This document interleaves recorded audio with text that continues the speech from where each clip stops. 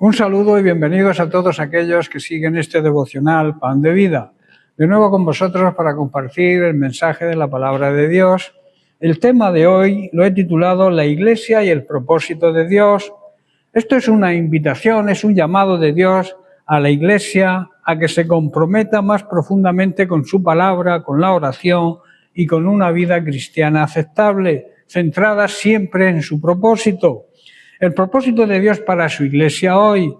Pablo en Efesios capítulo 4, versículos del 11 al 16 nos dice: y él mismo, Jesucristo, constituyó a unos apóstoles, a otros profetas, a otros evangelistas, a otros pastores y maestros, a fin de perfeccionar a los santos para la obra del ministerio, para la edificación del cuerpo de Cristo, hasta que todos lleguemos a la unidad de la fe y del conocimiento del Hijo de Dios, a un varón perfecto, a la medida de la estatura de la plenitud de Cristo.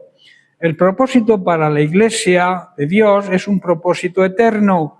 Cuando miramos la historia de la Iglesia, vemos cómo Dios ha guiado y usado a su pueblo a lo largo de los siglos para cumplir su voluntad.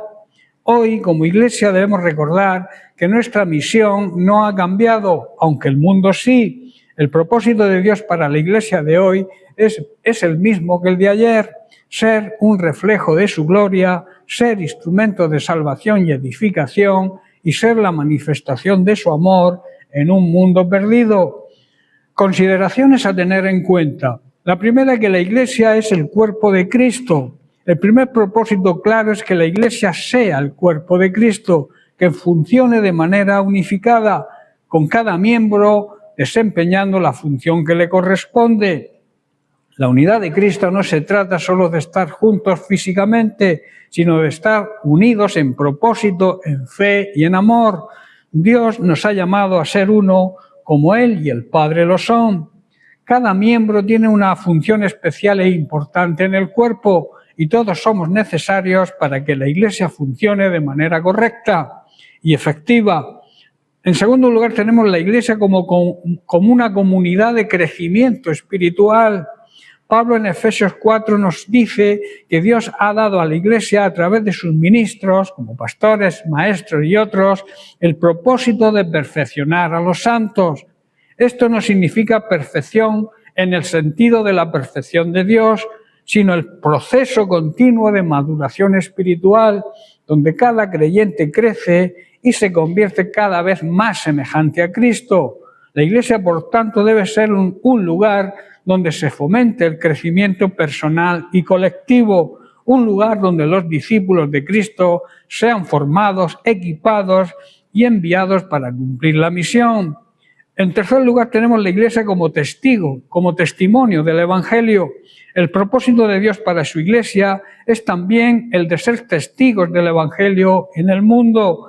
Esto es parte de nuestra identidad como pueblo de Dios, como su Iglesia. Somos llamados a proclamar la buena nueva de salvación que se encuentra solo en Cristo. La Iglesia no puede quedarse cerrada en cuatro paredes, sino que debe salir al mundo a ser luz y sal, transformando las vidas y comunidades por medio del mensaje de Cristo. Y en cuarto lugar, la Iglesia como instrumento debe ser instrumento de restauración. En un mundo roto por el pecado, la Iglesia es el instrumento que Dios ha elegido para restaurarlo. En 2 Corintios capítulo 5 vemos que Pablo nos recuerda que hemos sido reconciliados con Dios y ahora somos embajadores de esa reconciliación. La Iglesia debe ser un lugar donde las personas experimenten la sanidad emocional, la sanidad espiritual y también la física a través del poder de Dios. Nuestra misión es restaurar a los caídos, sanar a los heridos y guiar a todos hacia la esperanza de la salvación en Cristo. Y por último lugar, la Iglesia debe ser un lugar de edificación mutua. La Iglesia no es un lugar donde solo uno da, sino un lugar donde todos construimos juntos, edificamos juntos. En el versículo 16 de Efesios 4, Pablo nos dice que todo el cuerpo, bien concertado y unido entre sí por todas las coyunturas, que se ayudan mutuamente según la actividad propia de cada miembro, recibe su crecimiento para ir edificándonos en amor. Cada uno de nosotros tiene algo único que aportar.